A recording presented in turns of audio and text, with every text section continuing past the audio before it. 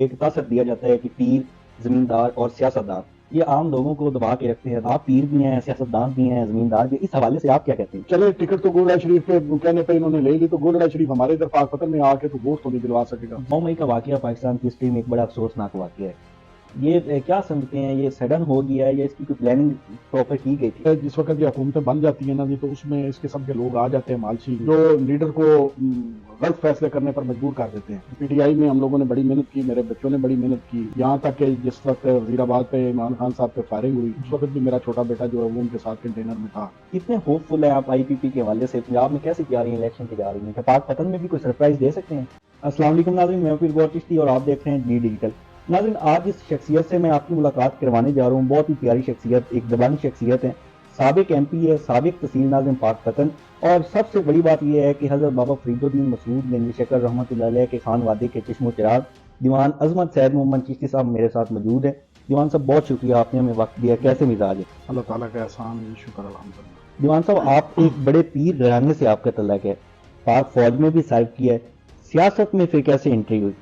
یہ جس طرح آپ نے پہلے مجھے کہا کہ میں حضرت بابا فرید الدین مسعود گنج شکر رحمۃ اللہ علیہ کے خان وادی سے میرا تعلق ہے، اور ہمارے بزرگوں نے پہلے بھی خدمت خلق اور انسانیت کی خدمت کے لیے جو کام کیے.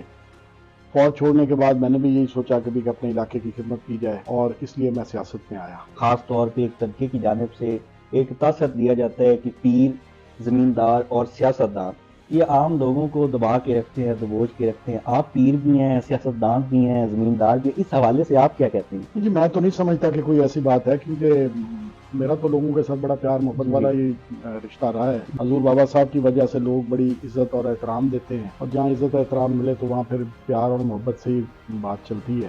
2018 میں پی ٹی آئی کی ٹکٹ پہ 35,000 ووٹ لیے اور ایک کلوز مارجن سے الیکشن ہارے. الیکشن ہارنے کی وجوہات کیا سمجھتے ہیں؟ کیونکہ جی میں آخری جو 2-3 دن تھے ان میں الیکشن ہارا تھا، کیونکہ میرے جو مد مقابل تھے وہ ایک بزنس مین تھا اور اس کے پاس پیسہ بڑا وافر تھا. جہاں میں نے کوئی 1 کروڑ کے قریب میں اس الیکشن میں خرچ کیا تو اس نے کوئی 4-5 کروڑ خرچ کیے، اور مارجن کتنا بنا کہ 4-5 ہزار ووٹ کا 4 ہزار مجھے پڑ جاتے تو وہ ہار جاتے اور وہ ان کو پڑ گئے. تو میں سمجھتا ہوں کہ وہ پیسے کے زور پہ انہوں نے الیکشن جیتا تھا. پی ٹی آئی کے لیے آپ نے بڑا کام کیا ہے، 2013 میں غالباً شمولیت اختیار کی اور اس کے بعد بڑے ایکٹیو بھی رہے ہیں. پی ٹی آئی نے 2023 میں جو یہ ٹکٹیں دی، آپ کا میرٹ ہوتے ہوئے آپ کو انہوں نے ٹکٹ نہ دی، یہ ناانصافی ہوئی کدھر سے؟ دیکھیں جی، میں نے تو جس جماعت میں بھی رہا ہوں میں اس کو بڑا اس کے ساتھ سنسیئر ہو کے چلا ہوں. پی ٹی آئی میں ہم لوگوں نے بڑی محنت کی، میرے بچوں نے بڑی محنت کی، یہاں تک کہ جس وقت وزیر آباد پہ عمران خان صاحب پہ فائرنگ ہوئی اس وقت بھی میرا چھوٹا بیٹا جو ہے وہ ان کے ساتھ کنٹینر میں تھا. یہ اسد عمر نے یہ سارا کیا تھا، انہوں نے مینج. ہمارے ادھر رائے حسن نواز صاحب ہیں اور فیض کموکا صاحب، اور ان سب کو بھی انہوں نے مینج کیا کہ جی کہ آپ نے جس بندے کا میں نام لے رہا ہوں، کیونکہ ان کو لالچ تھا، کیونکہ وہ گولڑا شریف اس حلقے میں آتا ہے جہاں سے اسد عمر صاحب الیکشن لڑتے ہیں، تو ان کو پریشر تھا. تو چلے ٹکٹ تو گولڑا شریف کے کہنے پہ انہوں نے لے لی، تو گولڑا شریف ہمارے ادھر پاک پتن میں آ کے تو ووٹ تو نہیں دلوا سکے گا. خان صاحب، جیسے ابھی آپ نے وہ ٹکٹ کے حوالے سے بات کی کہ گولڑا شریف والا فیکٹر آ گیا، اسد عمر کا آ گیا. عمران خان بڑی عقیدت رکھتے تھے حضور بابا فرید الدین مسعود گنج شکر رحمۃ اللہ علیہ کی درگاہ سے، تو آپ نے جو یہ ناانصافی ہوئی تھی یہ عمران خان کے سامنے بھی کیس رکھا تھا؟ جی بڑی دفعہ کوشش کی ہے، مگر میں سمجھتا ہوں کہ جس وقت یہ عوامی سیلاب میں عمران خان صاحب نے دیکھا وہ تکبر اور غرور میں آ گئے تھے، جس کی وجہ سے دیکھیں جی ادھر حضور بابا صاحب کے آ کے انہوں نے ٹکٹ دی اور ادھر دعا مانگی سب نے، اور اللہ نے انہیں وزیر اعظم بنا دیا ملک کا. اور پھر دوسری طرف جب انہوں نے وہی حضور بابا صاحب کو دی ہوئی ٹکٹ واپس لی ہے تو اس کا رزلٹ بھی آپ کے سامنے، میں اس میں تو کوئی زیادہ بات کرنا نہیں چاہتا ہوں. دیوان صاحب، پی ٹی آئی میں جس نظریے اور سوچ کے ساتھ آپ شامل ہوئے تھے، آپ نے اتنا سا پارٹی میں گزارا ہے، تو کیا پریکٹیکلی طور پہ آپ نے پایا ہے کہ پی ٹی آئی میں وہ تھا ایک تبدیلی کا فیکٹر؟ جو دیکھیں میں تو یہ سمجھتا ہوں کہ یہ ساری زبانی کلامی باتیں ہی ہیں، کوئی تبدیلی کا فیکٹر نہیں. جو دوسری جماعتوں میں جو حساب کتاب ہوتا ہے وہی ادھر آ کے ہوا، جس کا رزلٹ آپ کے سامنے ہے. جس طریقے سے ٹکٹ جو اس بندے کو دی گئی جس کا پی ٹی آئی کے ساتھ کوئی تعلق ہی نہیں تھا، اس کی کوئی خدمات نہیں تھی، اور جن کی خدمات تھیں انہیں ٹیشو پیپر کی طرح اٹھا کے باہر پھینک دیا گیا. ان باتوں سے تو یہی لگتا ہے کہ ساری جماعتیں ایک جیسی ہیں، کسی میں کوئی فرق نہیں. 9 مئی کا واقعہ پاکستان کی ہسٹری میں ایک بڑا افسوسناک واقعہ ہے. یہ کیا سمجھتے ہیں، یہ سڈن ہو گیا ہے یا اس کی کوئی پلاننگ پراپر کی گئی تھی؟ آپ کے اس حوالے سے کیا خیال ہے؟ دیکھیں جی، پلاننگ تو ابھی جس طرح کے لوگوں کے انٹرویوز آئے ہیں اور وہ انہوں نے بتایا ہے جو کہ پارٹی کے سی ای سی کے ممبر تھے، انہوں نے بتایا کہ جی کہ ہمیں اس بات کے لیے اکسایا گیا تھا اور ہماری پلاننگ تھی، تو اس کے اوپر اب میں کیا کہہ سکتا ہوں کہ ان کی اپنی جماعت کے لوگ ہی کہہ رہے ہیں کہ جی ہم نے پلان کیا ہوا تھا۔ 8 فروری کو الیکشن ہوتا ہوا نظر آ رہا ہے آپ کو؟ جی اگر پہلی تو بات یہ ہے کہ الیکشن ہوگا، اور اگر کوئی تھوڑا بہت فرق پڑا تو کچھ 15-20 دن کا آگے پیچھے ہو جائے تو ہو جائے، ادروائز الیکشن تو ابھی ملک کی ضرورت بھی ہے اور ہونا بھی ہے، اور مجھے لگتا ہے کہ الیکشن ہو جائے گا۔ الیکشن کمیشن نے حلقہ بندیوں کے حوالے سے جو فیصلے کیے ہیں، جو حلقے بنائے ہیں، اس سے مطمئن ہیں آپ؟ دیکھیں جی، میرے کافی ووٹرز میں اس میں سے نکلے ہیں، ان کو نکال کے دوسرے حلقے میں ڈالا گیا ہے، مگر میں مطمئن اس لیے ہوں کہ جو حلقہ ہمیں نیا ہماری طرف آیا اس میں بھی اللہ کے فضل و کرم سے ہمارے اچھے تعلقات ہیں لوگوں کے ساتھ، اور میں سمجھتا ہوں کہ مجھے کوئی اتنا زیادہ فرق نہیں پڑے گا۔ دیوان صاحب، اس دفعہ پینل کون سا ہوگا آپ کا نیشنل اسمبلی پہ؟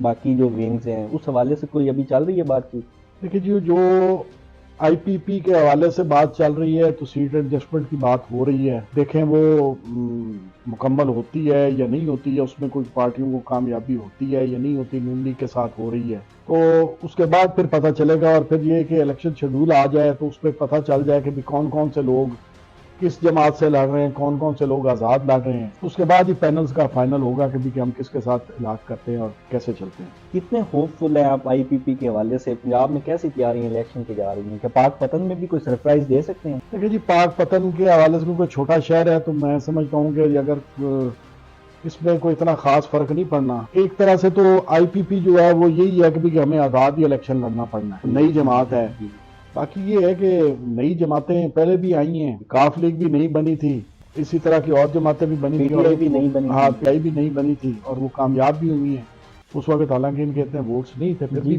کامیاب ہوئے ہیں۔ پاک پتن شریف میں اور بھی شخصیات، سیاسی شخصیات آئی پی پی میں آ رہی ہیں؟ دیکھیں جی، جو پہلے آ چکے ہیں وہ تو ٹھیک ہے، اس کے بعد بھی امید تو ہے کہ کوئی نہ کوئی اور بھی آئے گا ادھر۔ جہانگیر خان ترین اور عبدالعلیم خان میں کون سی خوبیاں آپ دیکھتے ہیں؟ وہ دوسرے سیاستدانوں سے کیسے منفرد ہیں؟ کہ جی دونوں ایک ورکر تھے، پیسہ ہونا ایک علیحدہ چیز ہے، خان صاحب کے ورکر تھے، خان صاحب کے ساتھ انہوں نے اس پارٹی کو آگے لانے میں اور حکومت بنانے میں ان کا بڑا اہم کردار تھا۔ یہ پھر جس وقت یہ حکومتیں بن جاتی ہیں نا جی، تو اس میں اس قسم کے لوگ آ جاتے ہیں مالچی، تو لیڈر کو غلط فیصلے کرنے پر مجبور کر دیتے ہیں، اور جس کی وجہ سے علیم خان صاحب کو اور جہانگیر خان صاحب کو بھی پارٹی چھوڑنی پڑی۔ باقی یہ ہے کہ دونوں بڑے نفیس آدمی ہیں، میں کسی کے ساتھ کمپیریزن نہیں کرتا، میں تو صرف یہ کہہ رہا ہوں کہ بڑے اچھے اور کیا اس کو کہتے ہیں خدا ترس آدمی ہیں جہانگیر ترین صاحب، کوئی ان میں وہ بات نہیں ہے کہ یہ اس کا کوئی پیسے والا، یہ کچھ مٹے ہوئے بندے ہیں، بس یہی ان کی بات پسند ہے کہ جس وقت جائیں جناب وہ خود آگے سے آ کے ریسیو کرتے ہیں، ویلکم کرتے ہیں، جو کہ دوسری پارٹی کے لیڈران جو وہ نہیں کرتے۔ رسپیکٹ ملتی ہے، رسپیکٹ ملتی ہے اس میں۔ پی ٹی آئی پہ بڑا برا حالات چل رہا ہے، عمران خان اور پی ٹی آئی کا فیوچر آپ کی نظر میں کیا ہے؟ دیکھیں جی، انسان کی اپنی سوچ ہوتی ہے، اللہ تعالیٰ کی اپنی مسلطیں ہوتی ہیں۔